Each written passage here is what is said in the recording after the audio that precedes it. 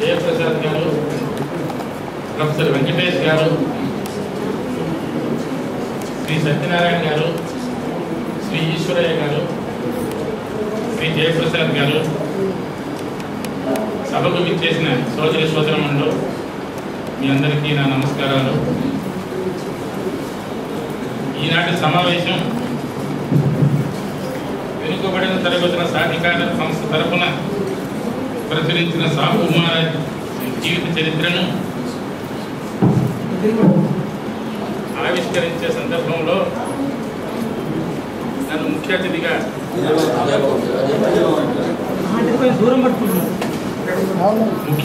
ఉండమని కోరారు. దానికి నేను అంగీకరించాను.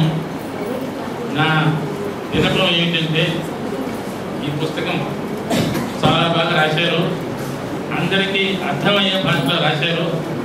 నేను అందరినీ కోరేది ఏమిటంటే, ఈ పుస్తకం మొత్తం చదవాలి. పుస్తకం వచ్చింది భార్య 10 రూపాయలు అయింది, ఖరీదు 10 రూపాయలే కదా అని చెప్పని, ఖరీదు తక్కువైనా దీంట్లో ఉన్న విషయాలు చాలా విలువైన విషయాలు, వెనుకబడిన తరగతులకు సంబంధించిన ప్రతి ఒక్కరూ చదవలసినవి.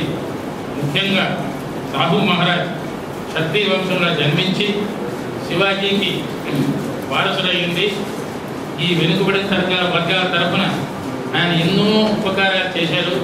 మొట్టమొదటిగా అంటరానితనాన్ని బహిష్కరించాడు, కులాంతర వివాహాలు ప్రోత్సహించాడు, దేవాలయాల్లో దళితులకి ప్రవేశం కల్పించాడు, యోగిని వ్యవస్థ, దేవదాసి వ్యవస్థని బహిష్కరించాడు. ఇటువంటి గొప్ప గొప్ప విషయాలన్నీ, గొప్ప గొప్ప సంస్కరణ చేసిన మహా రిఫార్మర్ అంటే దాన్ని సంస్కరణవాది శ్రీ సాహు మహారాజ్కి వెనుకబడిన వర్గాలు, దళితులు వారు ఎప్పటికీ ఈయన ప్రాతః స్మరణీయుడు. తెల్లవారు లేచి నమస్కారం పెట్టుకోవాల్సిన వాళ్ళలో మొట్టమొదటి వాడు సాహు మహారాజ్. క్షత్రియుడైంది ఇన్ని విషయాల్లో ముందుకు వచ్చాడు అంటే ఆయనకి ఆ రోజుల్లో బ్రాహ్మణుల ఆధిపత్యాన్ని వ్యతిరేకించి మిగతా వర్గాల వారి కోసం చాలా శ్రమించాడు. అసలు ఈ దళితులకి వకీలుగా ప్రాక్టీస్ చేయడానికి అనుమతించాడు. ఆ రోజుల్లో దళితులు చదివే లేని రోజుల్లో కొంతమందికి పట్టాలు ఇచ్చి వీరు వకీలుగా ప్రాక్టీస్ చేయమన్నాడు. గవర్నమెంట్లో ఉద్యోగాలు ఇచ్చాడు. ఈ ఉద్యోగుల్ని సరి అయిన మర్యాద చూపించి వాళ్ళని జాగ్రత్తగా చూసుకోమని అందరికీ సలహాలు ఇచ్చాడు. అటువంటి గొప్ప వ్యక్తి చరిత్రలో మనం చూడడం. అంతకు మునిపే మహాత్మా పూలే, ఆయనకి స్ఫూర్తి ఇచ్చిన వాళ్ళ మహాత్మా పూలే అంబేద్కర్కి స్ఫూర్తి ఇచ్చాడు. ఈ గొప్ప గొప్ప వ్యక్తుల్ని మనం తలుచుకోవాలా. ఈరోజు ఇంకొకటి చెప్పదలుచుకున్నాను నేను. ఈ పుస్తకంలో ఉన్న విషయాలు మీరు పూర్వం చెప్పిన వారు ఏం చేశారు ఈ వర్గాల వారికి అని. చాలామంది వెనుకబడిన వర్గాలకి ఒక అపోహ ఉంది, అంబేద్కర్ బీసీలకి ఏమీ చేయలేదు. నేను చాలా చోట్ల వింటుంటాను, ఇది చాలా పొరపాటు. అంబేద్కర్ అనే వ్యక్తి కానీ లేకపోతే బీసీలకి ఏం వచ్చిండేది కాదండి. రాజ్యాంగాన్ని గురించి తెలిసిన వ్యక్తిగా, న్యాయవాదిగా, న్యాయమూర్తిగా నేను 55 సంవత్సరాల నాడు ఉస్మానియా యూనివర్సిటీలో పోస్ట్ గ్రాడ్యుయేట్ పాఠాలు చెప్పాను. నేను చెప్పేది ఏమిటంటే, అంబేద్కర్ గురించి చాలామంది చాలా తేలిగ్గా కొట్టిపారేస్తారు. బీసీలకు ఏం చేశాడు? అంబేద్కర్ అనేవాడు లేకపోతే బీసీలకి రిజర్వేషన్లు వచ్చిండేది కాదు అని ఆ విషయాన్ని మీరు ఎప్పుడు గుర్తుపెట్టుకోవాలా.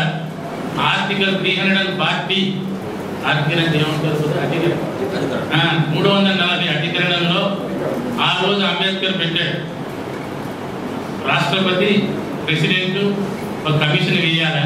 ఎవరి కోసం అంటే social and education backward classes, సామాజికంగా విద్యాపరంగా వెనుకబడిన వాళ్ళని, వాళ్ళు ఎవరు అని తెలుసుకొని వాళ్ళకి ఏమిటంటే వాళ్ళ అభివృద్ధి కోసం చేయవలసిన పనులని చెప్పారు. కానీ ఎక్కువ చింతించవలసిన విషయం ఏమిటంటే, ఈ రోజు వరకు కూడా బ్యాక్వర్డ్ క్లాసెస్కి అటువంటి సంస్థ రాలేదు. కమిషన్ వేశారు, కాకా సాహెబ్ కలెక్టర్ కమిషన్ వేశారు, తర్వాత మండల కమిషన్ వేశారు. కానీ ఈ వెనుకబడిన వర్గాల బాగోగుల గురించి వాళ్ళకి అన్యాయం జరిగిన విచారించడానికి ఈరోజు కమిషన్ లేదు, ప్రత్యేకమైన కమిషన్ లేదు.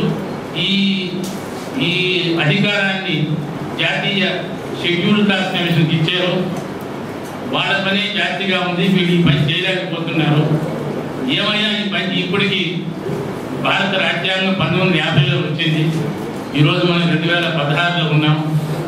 ఈ 67-68 సంవత్సరాలు అయినా కూడా ఇంతమంది బీసీ ఎంపీ దీని గురించి పట్టించుకోవడం. నాకు తెలిసి ఎక్కువగా దీని గురించి శ్రమించి పార్లమెంట్లో బయట అడిగిన వాడు వి హనుమంతరావు. ఆయన కూడా హద్దులు ఉన్నాయి. కాంగ్రెస్ పార్టీలో ఎక్కువ మాట్లాడితే నెక్స్ట్ మళ్ళీ ఎలక్షన్లో సీట్ ఇవ్వరేమో ఆ భయం ఉంది. అందువల్ల ఆయన నోరు కూడా నొక్కేశారు. ఈ రోజు నేను చెప్పేది ఏమిటంటే, బీసీల తరఫున ఎంపీస్గా 130 మంది ఉన్నారు పార్లమెంట్లో. ఈ 130 మంది కలిసి మాకు ప్రత్యేక సంస్థ, రాజ్యాంగం అని చెప్పిన సంస్థను మీరు ఏర్పాటు చేయాలని అడిగితే భారత ప్రభుత్వం కాదని చెప్పలేదు. కానీ ఈ 130 మంది ఎప్పుడు కలవరు. ఒకసారి హనుమంతరావు గారు ఢిల్లీలో ఒక మీటింగ్ పెట్టాడు, బీసీ ఎంపీస్ మీటింగ్. పట్టుమని 10 మంది రాలేదు. కానీ నేను అడిగితే ప్రతి ఒక్కరు ఏదో ఒక సమాధానం చెప్పారు. పెళ్లికి పోవాలన్నా, ఊళ్ళో పనిందనో, ఇంకేదో మీటింగ్ ఉందని. మరి ఇటువంటి బీసీలు ఎంపీస్ వీళ్ళందరూ ఎవరి తరఫున ఉన్నారంటే బీసీల తరఫున ఉన్నారు. కాబట్టి ఇంకొకటి విషయం మీరు ఆలోచించాలి ఏమంటే, బీసీలు అందరూ ఒకటిగా ఉండాలి, అందరూ ఒకటిగా ఉండాలి. ఇప్పుడు అందరూ ప్రతి వక్త చెప్పాడు ఆ మాట. కానీ బీసీల్లో ఇన్హెరెంట్ ఇన్కన్సిస్టెన్సీ ఉంది. వీళ్ళ ఈ బీసీ సెటప్లోని ఇప్పుడు బీసీల్లో అగ్రకులాలు ఉన్నారు, ఖాళీలు ఉన్నారు, వాళ్ళు భూస్వాములు, వ్యాపారస్తులు ఉన్నారు, అక్కడి నుంచి రజకులు ఉన్నారు, నాయి బ్రాహ్మణులు ఉన్నారు. వీళ్ళందరినీ ఒక సంస్థగా చూడాలంటే వీలవుతుందా? ఎంతమంది బీసీ నాయకులు హోమోజీనిటీ అంటే వీళ్ళల్లో ఒక రకమైనటువంటి పరిపూర్ణతను సాధించాలా? వీళ్ళందరూ ఒకే సంస్థగా ఎదగాలంటే ఈ విభేదాన్ని తీసిపారేయాలా? వీళ్ళని నిర్మూలించాలని ఎంతమంది బీసీ నాయకులు ప్రయత్నం చేశారో ఒకసారి మీరు ఆలోచించుకోండి. నా దృష్టిలో ఎవరు చేయాలి? ఈరోజు ప్రతి మీటింగ్లో చెప్తారు బీసీలంతా ఒకటిగా ఉండాలి. కానీ పైన ఉండేవాడు కింద ఉండేవాడు కలిసి ఏమన్నా వాడితో వివాహ సంబంధాలు చేసుకుంటాడు? సాంఘికంగా వాళ్ళకి వీళ్ళకి ఏమన్నా దగ్గర ఉందా? నేను చాలా మీటింగ్లు చూశాను. 1960-61 నుంచి కూడా ఈ బీసీ మీటింగ్లు అటెండ్ అవుతున్నాను. ఆ మీటింగుల్లో కూడా కులం పేరు పెట్టి వాడాలని వీడాలని అనేవాడు. కాబట్టి బీసీలందరూ ఒకటిగా ఉండాలంటే అసలు ఈ వ్యత్యాసాలు పోవాలి. ఈ వ్యత్యాసాలు పోకపోతే వీళ్ళు ఒకటి కాలేరు, ఒకటి కాలేకపోతే వీళ్ళకి రాజ్యాంగం రాదు, అధికారం రాదు. ఆ విషయం మీరు గుర్తుపెట్టుకోవాలా. ఇంకొకటి ఏమిటంటే, ఇప్పుడు ఈ సంస్థ తరఫున మనం బీసీల హక్కుల గురించి ప్రచారం జరుగుతుంది. ఇది జరగా చదువు రాని వాళ్ళకి, చదువుకున్న వాళ్ళకి అందరికి కూడా బీసీలు అంటే ఎవరు, వీళ్ళకి హక్కులు ఏమిటి అంటే ప్రచారం జరగాలి. ప్రచారం జరిగిన తర్వాతనే రాజకీయ అధికారం వస్తుంది. ఎలక్షన్లో నిలబడితే ఇవాళ మీరు సంఖ్యాపరంగా చూసుకుంటే 93% బీసీలు, ఎస్సీలు, ఎస్టీలు, మైనారిటీలు ఉన్నారు. కానీ వీళ్ళకి రాజ్యాధికారం రాలేదు. ఎందుకు రాలేదు? ఇంకా చెప్పాను కదండి. ఇప్పుడు పైన ఉంటారు నాయుడు గారు, ఆయన కూడా బీసీ అంటారు అనుకోండి, కింద నాయి బ్రాహ్మణుడు ఉంటారు. మరి వీళ్ళిద్దరు కలవు. వీళ్ళు కలిస్తే కానీ వీళ్ళకి రాజ్యాధికారం రాదు. ఆ విషయం గుర్తుపెట్టుకోవాలి. బీసీలు అంటే బీసీల్లో కూడా అప్పర్ కాస్ట్ ఉన్నారు, బీసీలో కూడా దొరలు ఉన్నారు. ఆ దొరతనం పోతే కానీ బీసీలు ఒకటి కాలేదు. ఆ దొరతనం పోకపోతే వాళ్ళకి అధికారం రాదు. కాబట్టి అధికారం కోసం పెద్దవాళ్ళు పెద్దవాళ్ళు ఎప్పుడూ ఉంటారు. ఇది జరగాలంటే, బీసీలకు అధికారం రావాలంటే వీళ్ళకి ఐకమత్యం రావాలా? ఐకమత్యం రావాలంటే బీసీల్లో ఉన్నటువంటి కుల వ్యత్యాసాలు పోవాలి. ఈ విషయం మీరు గుర్తుపెట్టుకోవాలా. ఇంకొకటి మల్లయ్య గారు ఏమన్నారంటే, ఇది నేను చెప్పాను వారికి ఈ విషయం గురించి నేను ప్రస్తావిస్తానని. ఇంకొక 5 నిమిషాలు.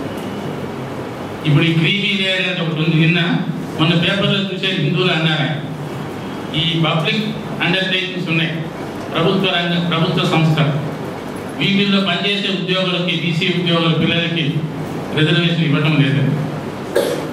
దానికి ఏమిటంటే, అసలు బీసీల్లో సుప్రీంకోర్టు జడ్జిమెంట్ ప్రకారం బీసీలో డబ్బున్నవాడు ఉన్నారు, ముందున్నవాడు ఉన్నారు. కాబట్టి వాళ్ళని తీసేసి మిగతా వాళ్ళకి ఏమన్నారు, కానీ వినడానికి కూడా చాలా సుఖంగానే ఉంటుంది. ఎందుకంటే బీసీలో కోటీశ్వర్లు ఉన్నారు, కడిగి దరిద్రులు ఉన్నారు.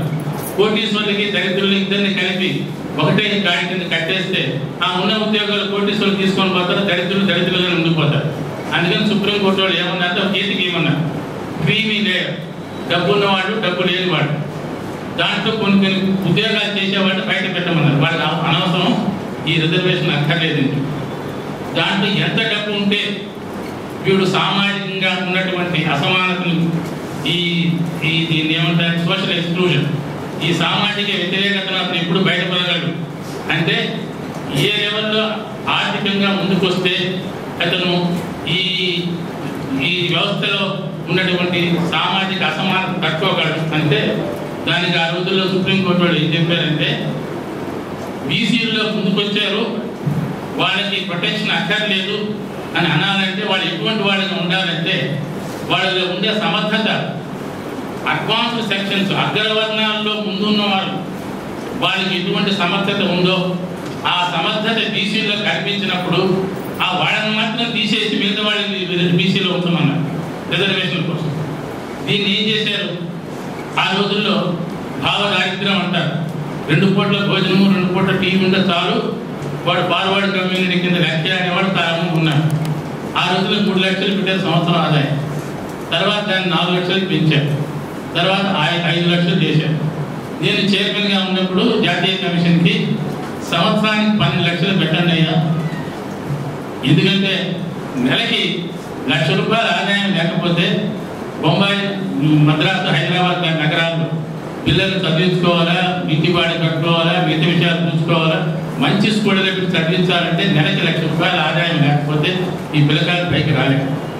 ఈ పిల్లలు మంచి చదవకపోతే ఈ పోటీ పరీక్షల్లో పైకి రాలేదు. ఐఏఎస్, ఐపీఎస్ 27% రిజర్వేషన్ ఉంటే అందులో 7%, 8% కూడా వీళ్ళకి రావట్లేదు.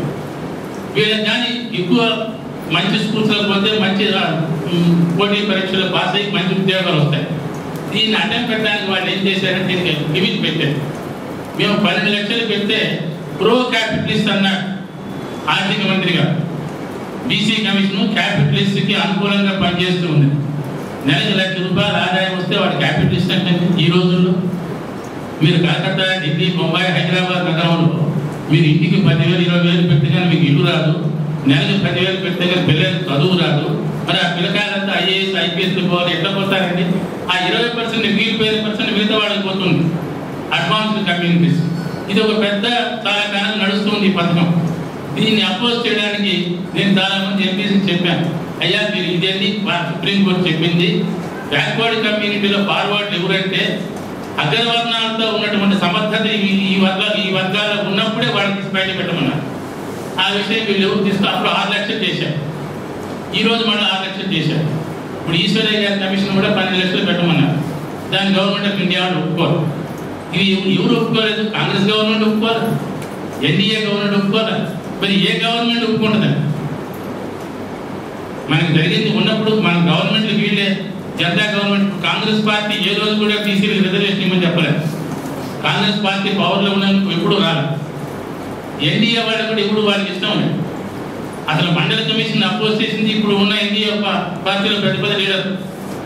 కాబట్టి దీనికి విరుగుడు ఏమిటంటే ఈ బీసీ ఎంపీస్ అందరూ కలిసి సమిష్టిగా పనిచేస్తే చాలా వరకు పనులు జరుగుతాయి.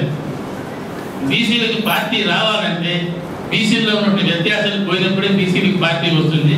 నేను ఎందుకంటే చెప్పేది ఏమి లేదు. నాకు ఈ అవకాశం ఇచ్చిన ఈ బీసీసీ సంస్థకు మీ అందరికీ ధన్యవాదాలు.